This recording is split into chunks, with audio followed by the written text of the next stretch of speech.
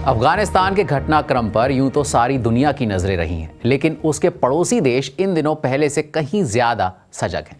तालिबान की सरकार बनने के बाद पड़ोसी देशों को अफगानिस्तान में चुनौतियों के साथ कई मौके भी नजर आ रहे हैं। पड़ोसी देशों के लिए क्या हैं अफगानिस्तान में चुनौतियां और क्या हैं मौके, आज इसकी बात कवर स्टोरी में।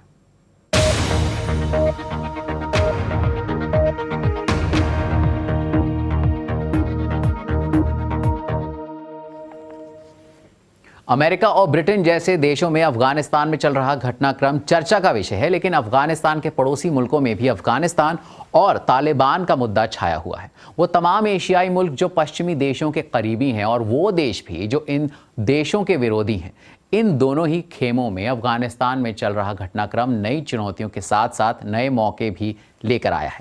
चलिए इन तमाम देशों के बारे में एक एक करके बात करते हैं। सबसे पहले सऊदी अरब की बात। सऊदी अरब ने अब तक ये साफ नहीं किया है कि वो अफगानिस्तान में नई लीडरशिप को मान्यता देगा या नहीं, लेकिन कतर ने संकेत दिए हैं कि वो तालिबान और पश्चिमी देशों के बीच एक कड़ी का काम करेगा। बीबीसी अरबी सेवा की संवाददाता निसरीन हैतम इस पर दे रही हैं और जानकारी।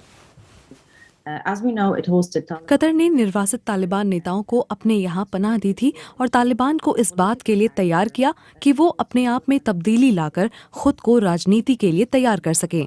दोहा में तालिबान प्रतिनिधियों का दफ्तर 8 साल तक रहा और अब यहाँ अफगानिस्तान के लिए ब्रितानी और अमेरिकी दूतावास भी हैं। साथ ही जल्द ही दूसरे देशों के अफगान दूतावास भी यहाँ जल्द खुलेंगे।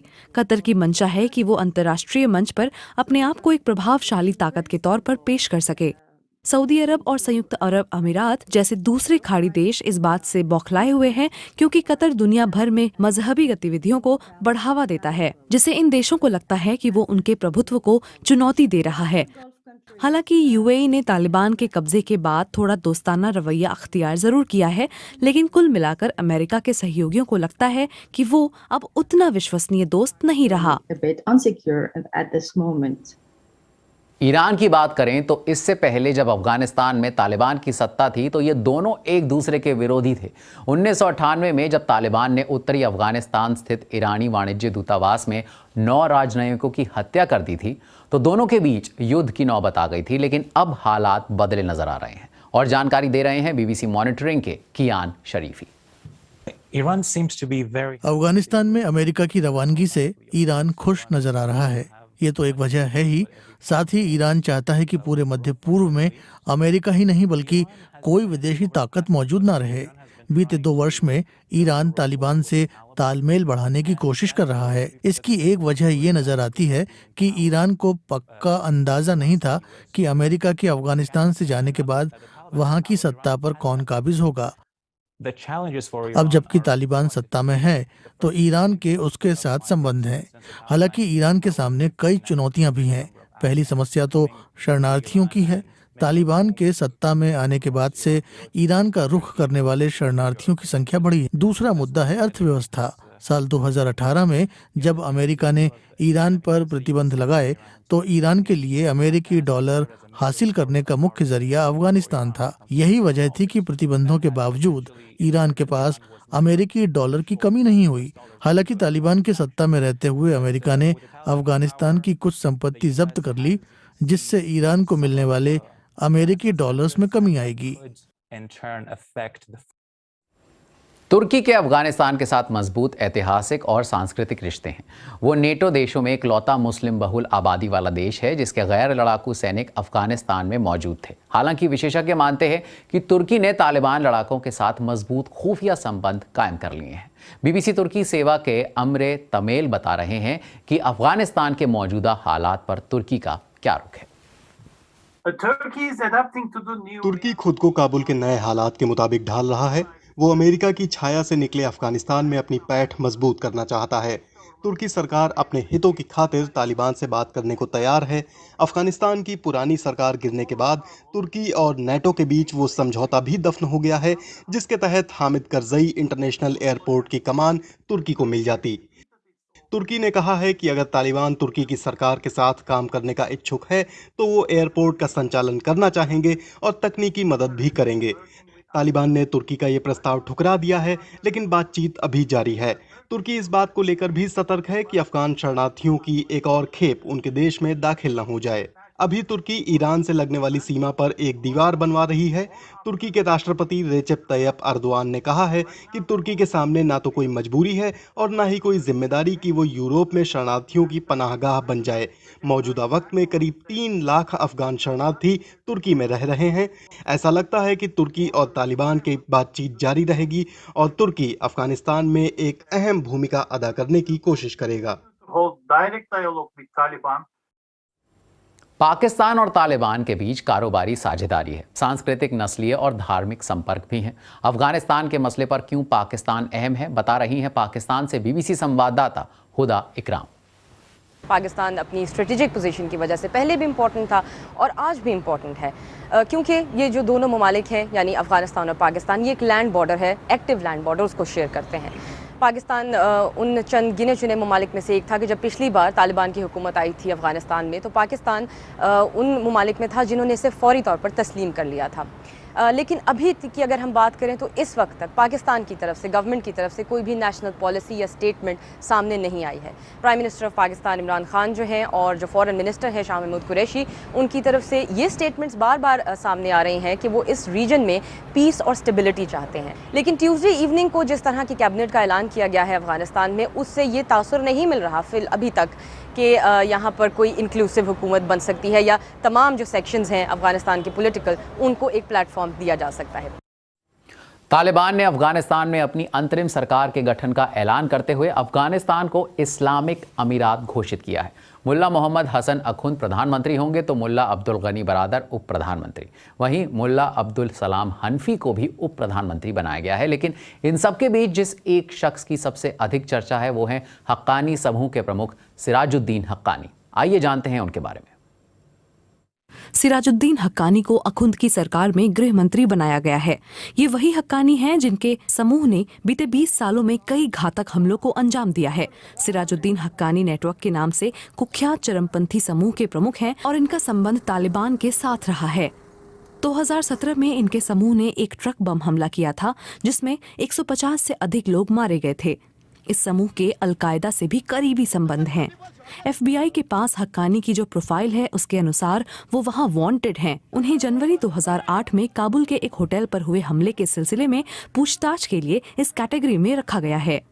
ये भी माना जाता है कि हक्कानी समूह ने ही कथित तौर पर 2008 में पूर्व अफगान राष्ट्रपति हामिद करजई पर हुए आत्मघाती हमले को अंजाम दिया था। इसके साथ ही हक्कानी समूह को 2 सितंबर 2011 को काबुल में अमेरिकी दूतावास के पास के नेटो ठिकानों पर हुए हमले का दोषी भी ठहराया गया है। FBI के इस प्रोफाइल में हक्कानी का कद 5 फीट 7 इंच बताया गया है। उनकी उम्र 45 साल के करीब बताई गई है और उन पर 37 करोड़ रुपए का इनाम रखा गया है। तालिबान ने अफगानिस्तान में नई सरकार की कमान जिन हाथों में दी है उससे अमेरिकी सरकार की चिंता भी बढ़ गई है। इस सरकार में ऐसे कई लोग हैं जिन्हें या तो संयुक्त राष्ट्र ने आतंकवादियों की सूची में डाल रखा है या जो अमेरिका के लिए मोस्ट वांटेड हैं। अमेरिकी राष्ट्रपति बाइडेन के बयान में चीन का भी जिक्र आया। राष्ट्रपति बाइडेन ने कहा है कि चीन तालिबान के साथ तालमेल बनाने की कोशिश जरूर करेगा। चीन तालिबान के लिए कोई रणनीति बनाने की कोशिश जरूर करेगा। मैं इस बात को लेकर पूरी तरह से आश्वस्त हूँ। पाकिस्तान, रूस और ईरान सभी अपनी अपनी रणनीति पर काम कर रहे हैं।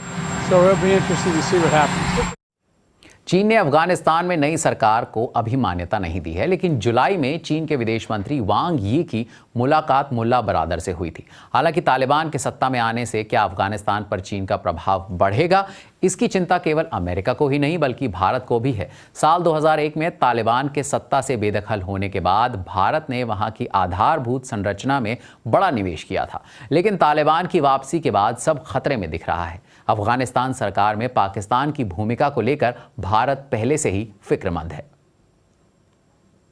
इधर पंजशीर में तालिबान से लड़ रहे लड़ाकों ने सरकार को गैर कानूनी बताया है।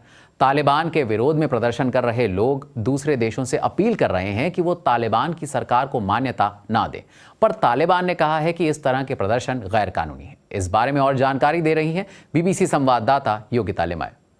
पंजशीर में तालिबान के खिलाफ संघर्ष कर रहे लोगों ने बयान जारी किया है कि तालिबान की सरकार गैर कानूनी है और संयुक्त राष्ट्र के साथ साथ दुनिया के देशों को इस सरकार को मान्यता नहीं देनी चाहिए और कूटनीतिक रिश्ते भी नहीं रखने चाहिए। उनके मुताबिक ये तब तक नहीं होना चाहिए जब तक सब कुछ यहाँ के लोगों के मुताबिक ना हो।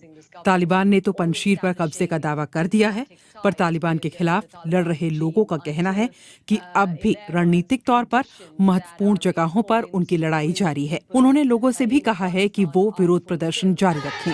आज सुबह भी हमने देखा कि काबुल और बंदखशा में आजादी और अपने हक की मांग को लेकर दर्जनों महिलाओं ने प्रदर्शन किया। अफगानिस्तान में जब से कब्जा हुआ तब से हजारों लोग अफगानिस्तान छोड़कर जा चुके हैं। इनमें से कई पड़ोसी देश तो कई अमेरिका और ब्रिटेन पहुंचे। अफगान शरणार्थियों की बढ़ती संख्या को देखते हुए ब्रितानी सरकार ने उनके लिए पुनर्वास योजना बनाई। इसके तहत जिन अफगान नागरिकों ने ब्रिटिश सरकार और सेना के साथ काम किया वो स्थायी रूप से ब्रिटेन में बस सकते हैं। पिछले कुछ हफ्तों में 15,000 अफगान नागरिकों को ब्रिटेन लाया गया है और अगले साल तक 5,000 और के आने की उम्मीद है। ब्रितानी सरकार के ऑपरेशन वार्म वेलकम के तहत विक्टोरिया एटकिंस को अफगान पुनर्वास मंत्री नियुक्त किया गया है, लेकिन ये ऑपरेशन एक बड़े राजनीतिक मुद्दे का रूप लेता जा रहा है। मुझे इस समय क्वारंटीन होटलों में 10,000 लोग मिले जिन्हें बाहर आने के बाद घर दिलवाने होंगे और इसलिए हमारे सामने बड़ी चुनौतियां हैं। मैं इससे कतरा नहीं रही हूं, लेकिन इसमें से कुछ नीतिगत विवरणों को स्थापित करने में हमें थोड़ा समय जरूर लगने वाला है। अफगानों को स्वास्थ्य, आवास और शिक्षा सुविधाओं के साथ साथ स्थायी निवास भी दिया जा रहा है। ग्रीनविच के टाउन हॉल में 24 घंटे की शिफ्ट में कर्मचारी और स्वयंसेवक लोगों की सहायता कर रहे हैं। यहाँ बड़ी संख्या में अफगान आए हैं। लगभग 700 नए अफगानी एक स्थानीय होटल में क्वारंटीन हैं। इतना ही नहीं, वो पहुँच तो गए लेकिन उनके साथ काम करने के लिए कोई सपोर्ट सिस्टम नहीं है। इसलिए हम अपनी ओर से पूरी कोशिश कर रहे हैं। पूरे ब्रिटेन में स्थानीय अधिकारियों के पास अफगान नागरिकों को समर्थन और आवास देने के लिए $70 लाख मुहैया कराए गए हैं, लेकिन फिलहाल 1/3 से भी कम परिषदों ने नए शरणार्थियों के लिए घर उपलब्ध कराने की पेशकश की है। प्रधानमंत्री ने कहा है कि ब्रिटेन उन अफगानों का हमेशा से कर्जदार है जिन्होंने उनके सैनिकों की जान बचाने के लिए अपनी जान जोखिम में डाल दी, लेकिन ब्रिटेन में हजारों लोगों को स्थायी रूप से बसने में मदद करना जाहिर तौर पर एक बड़ी चुनौती है।